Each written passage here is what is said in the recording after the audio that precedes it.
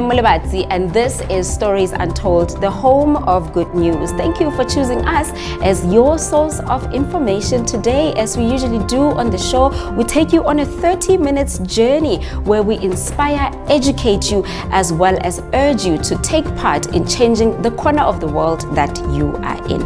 Today we take a journey with Nomncebo. Nomncebo's son was stabbed at a very young age. That traumatic incident has affected him, but also as a victim of crime, how do they rise against all odds? What type of counseling do they need? And of course, how does all of this affect their psyche? Today, we journey with that topic. Let's get straight into it.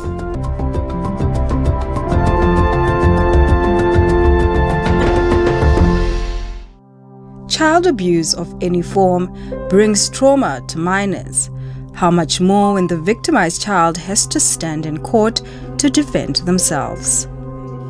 What we are seeing is that children are subjected to physical abuse, emotional abuse, sexual abuse, purposeful neglect, where it's deliberate neglect despite the fact that there's availability and access to resources, where parents fail to fulfill the constitutional rights of children, and where children are deliberately harmed by, it could be the primary caregiver, the primary caregiver's partner.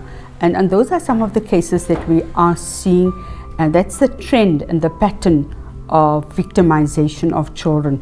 So when a criminal case is opened, when a case has been reported and a criminal case is opened, children are then referred to the Teddy Bear Foundation for the court preparation program, a very important and essential program, because what happens to the mental health of these children, I think we need to unpack that a little bit. That children are, the fact that they've been exposed or been violated, they are already traumatized. They feel powerless, they feel helpless, they feel out of control. They just don't see a way out of it. They become immobilized and they go into a state of dysregulation. So what is dysregulation? Where they find themselves in a fight, fright, or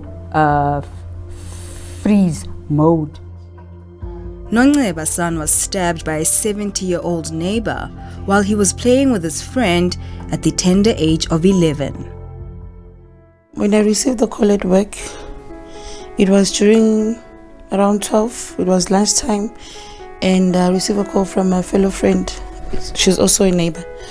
And wangitshela ukuthi no kuqeda ukuba nengozi, ngiba like ingozi yani manje athi ngicela uphangise ubuye ekhaya. Ngithi khuluma into detail yazi retail nje, I was working in retail before. Okay, explain what your child has been injured by lo baba.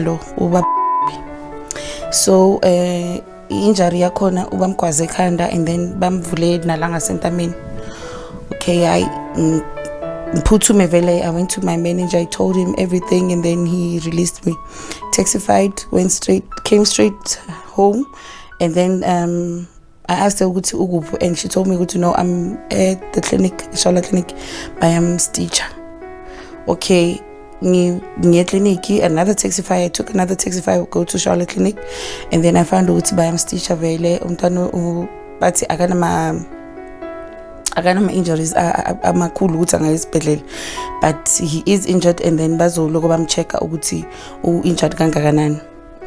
Bam release again with medication and stitch, and then on Monday I was supposed to go back and take some more medication. So ngaqwalisa J88, and then I went to Umuroka police station. Same time I didn't come back home. I went to Umuroka police station from clinic.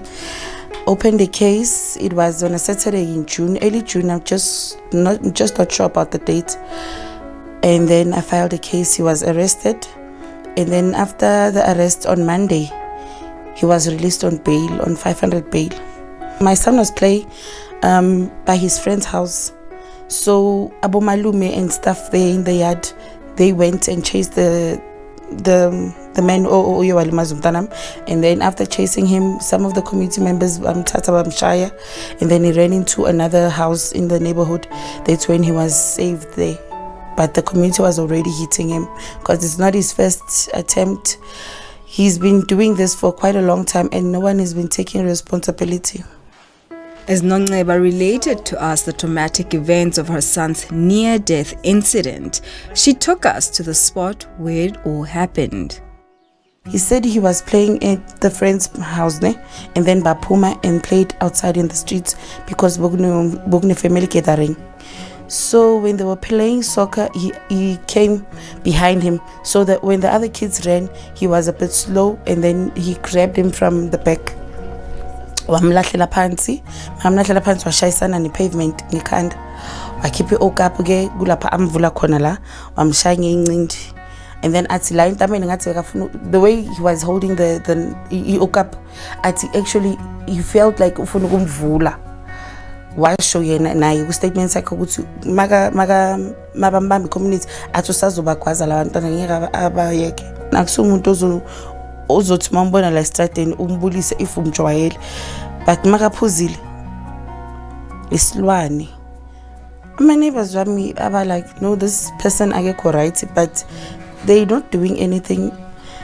Kule situation I was probably maybe the third parent limazile umntwana and bona azange bavula ama-case azange bayenze next azange nje they didn't take any step after this izinto ezenzekile kubantwana babo. And then when I opened the case, bebakhana bephaka ukuthi yo nami umntanami uyohamshaya indlebe la azange sasebenze. Ba like wangavulanga icase omunye hayi nami umntanami ukwamshaya wamlimaza. There's a child on a scar naye khona lo wamlimaza indlebe and then khona baba naye I am scratching ngeokap baphikisana amtshela ukuthi mina phela ngiyibhoza. So ama neighbors wami I would say there are behind me ukuthi like ngicela usenzele example nathi like so khona ubona ukuthi lento ayenzile i-wrong but baphinde baphule back ukuthi hey mara yazi lo baba lona lento ayenzile ngathi bayamsaba. 15 months later, Nonceba and her son are still seeking justice in court. We attended on that Monday, Yaga June, after the incident. That's when he got the 500 bail. After that, it was been monthly like one. After June, it was July, once a month. So the last date was on the 22nd of September, just now, and that's when they told us to go to. I must bring my son on the 22nd of November. He's going to be part of the case this time. Ever since we opened the case, he's never been part of the case. It's either the cameras are not working for the CCTV, or there's not the docket. It was 3 times when they said the docket is missing, and then we got postponed for that 3 times. It's the CCTV the docket was missing, and then one time the lawyer for the suspect did not arrive. We've all seen with the recent well-known court cases that proceedings are not easy and can be daunting.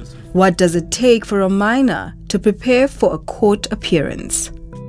Courtrooms are not built for children. They're not child-friendly. It's cold, it's grey, it's daunting. And we know that the role of the defense lawyer is to discredit or bring the child witness into disrepute. So the intimidation and the coercive techniques that are used or tactics that are used could only subject the child to secondary victimization or further trauma. The children that have gone through the court preparation program, the success stories, positive outcomes we've had in the past, I'm just casting back on 20 years where there was a very low conviction rate, I would say, close to 0. And if we look at the conviction rates now, they're so promising, they're so encouraging. It's inspiring to see children are standing up, breaking the silence, speaking out, and we are actually the actual outcomes that we are seeing, life sentences, double life sentences, the convictions are certainly increasing. And if we look at the judiciary, the criminal justice system, their responses are becoming more consistent and aligned to the crimes committed against children. We asked this expert's opinion about the mental health effects on children who are victimized and still have to defend themselves in court. If we look at the medical model, when we know there's a deep wound and we treat that deep wound, disinfect it, and give it all other medical interventions and cover that wound, that's the same thing of a child being wounded emotionally, psychologically. So they get prepped to appear in court, to build their strength, to go forward and speak out what has happened to them, only to, the anxiety levels escalate, they pluck up courage to go and stand and speak in court, only to be told various reasons: CCTV surveillance not working, intermediary not available, defense has been changed, or the magistrate has recused himself or herself from the case. For various reasons, we find that it's not just a once-off isolated incident, that repeatedly, so for that child just to think that they have all the flashbacks of what has happened to them, because they have to relive, reenact and retell their story, it becomes very challenging. It takes a lot of courage to come forward, and then of course they feel deflated because they've been told no, it won't happen. After all the build-up and anxiety escalation, it's all sort of comes to a standstill, and then they have to go back, they have to recharge, rework, and inject themselves with the energy, with the support, with the therapy, with the comfort. So it's a lot of work that goes into it, and for the child it requires a lot of effort, understanding, and one cannot actually predict how they cope with the situation. Fortunately, with therapy, counseling, and giving parents guidance on how to manage their children, we do see that many children are able to work through that process. It's not an ideal situation, but it is subjecting children to secondary trauma, because they have to, they start reliving everything that happened. They hear it, they see it, they feel it, and that's not an ideal situation. Dr. Omar is positive that with good preparations, children do see justice served in their cases. She took us around their mock courtroom where most of their preparations happen.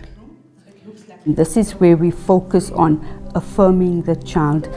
It's also not therapizing the child, but it's enabling the child to distinguish between a truth and a lie, to emphasize, to reinforce that they speak the truth at all times, but also to make them aware of their rights, that they have rights, and if they cannot remember, it's okay to say, I can't remember, I don't know.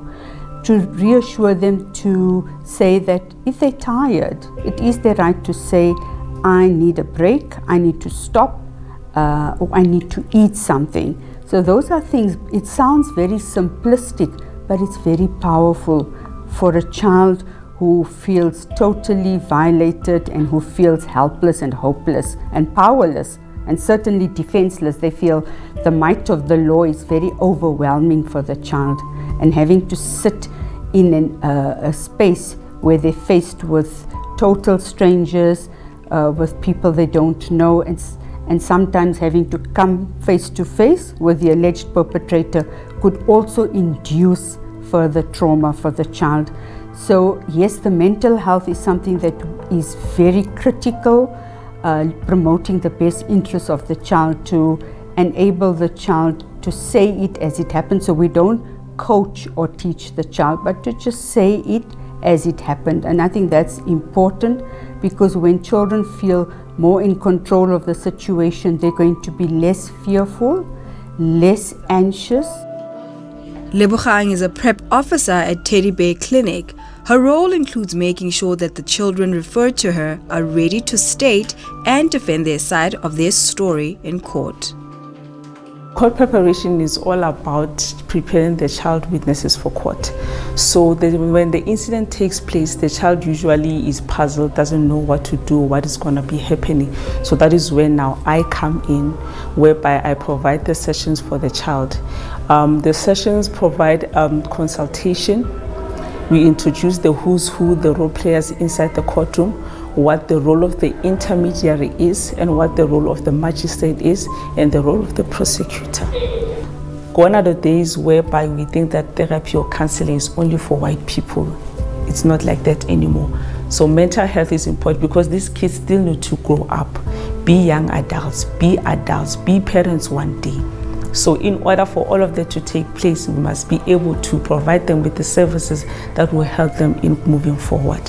So mental health is important, and therapy and counseling are also important. They do not give the cure for what has happened, but they provide ways in which the child can be able to cope. Some of the challenges that we come across are that sometimes kids are a bit reluctant to actually talk about what they have been through. So the nice thing about court preparation is that we do not go into details of what happened to the child, but what is it that they should expect when they come to the court.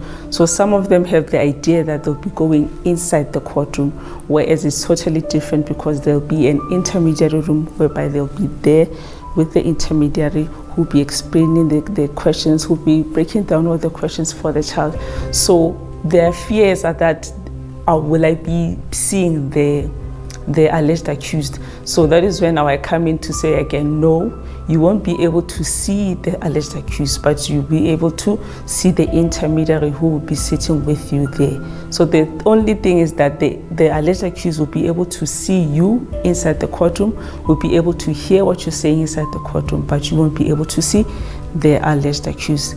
The other challenge is that when it comes to talking, they are a bit skeptical in terms of languages. So I make them feel comfortable to say to them, no, language is not a barrier at all, because according to the law, when an intermediary is requisitioned, it's requisitioned so that the child can be able to talk to them in their own home language, which they are fluent in. So language-wise, they are all good because I explained to them that there's not going to be any challenges with regards to that. And then the other challenge is that not being believed. Like when they told their parents that this is what happened to me, now coming to us, they are thinking that, oh, we'll be judging them. So first and foremost, we tell them that you did nothing wrong, so that they ease up a bit and know that we are there for them to support. Lebogang believes that this has to be a collective and continuous effort. What I can say to the parents is that let's not shift our responsibilities to other people. Your child is your responsibility. When a child is playing outside, they must be supervised, whether in the yard or in the park or anywhere. We are easy to trust people that we do not know, especially with our kids. So my message is that let us be mindful that they too have feelings and they too need to be taken care of, because if we don't play our role as parents, that means that we are failing our kids.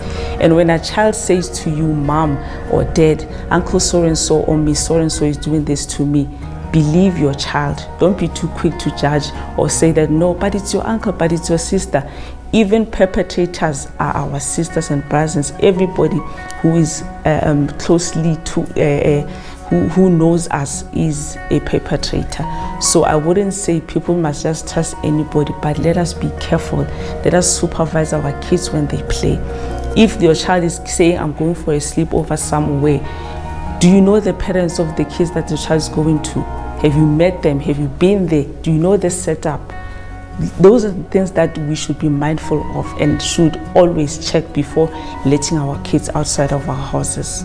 When asked about her experience in this field, Lebogang shared some sad memories. However, there are success stories in some of the cases that she has worked on. There was a case of a child. This one was a child bitten by a dog. So she was bitten by a neighbor's dog. So the neighbor went out and somehow forgot to lock the gate. So as the child was on the streets, the dog also went out. I think it was a pit bull, if I'm not mistaken. Then as a result, the child's leg got amputated, and then the case went on and on and on. But in the end, the child won the case. So the perpetrator justice was shown upon them, and then the child also received post counseling so that they'd be able to deal with the trauma now of having only one foot left, whereas they were born with two. So that one went all good. Then the other one was that of a minor, whereby they were living with a stepfather. So only the deceased, there were two kids, a girl and a boy. So the girl was a bit older than the boy. So the stepfather used to abuse both of them. So it came one day that the dad was so angry at them that they didn't put hot water in the tub in the flat. So the father then took the little boy and then smashed him onto the wall. And then as a result, the smaller boy passed away. So now the older sister had to come to the court and actually tell the court what happened. So in a nutshell, the perpetrator was sentenced to life imprisonment, and the child received trauma counseling after.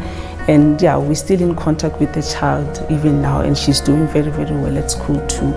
And now when it came to the court, the social worker to explain to the older sister that no, your brother had passed away, that traumatized her and it hit her very hard. So that is why even now we're still trying to make sure that she is well taken care of by all means possible.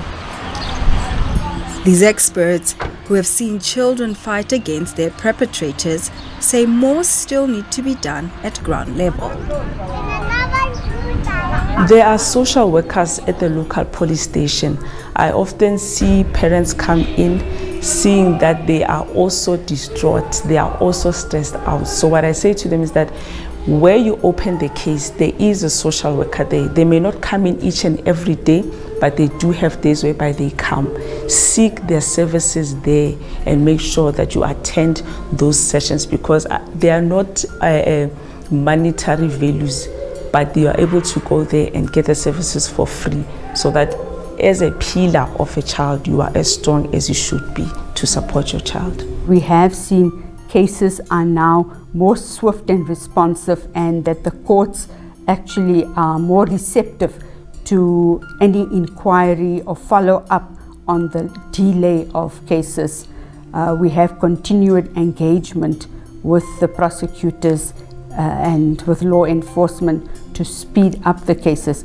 We're not there yet, but I think there has been some progress in the movement of cases. As a parent at home watching the show today, we really do hope that you're walking away with information in terms of where you can go and the type of aid that you can afford your children. We'll do this again next time on Stories Untold. Until then, goodbye.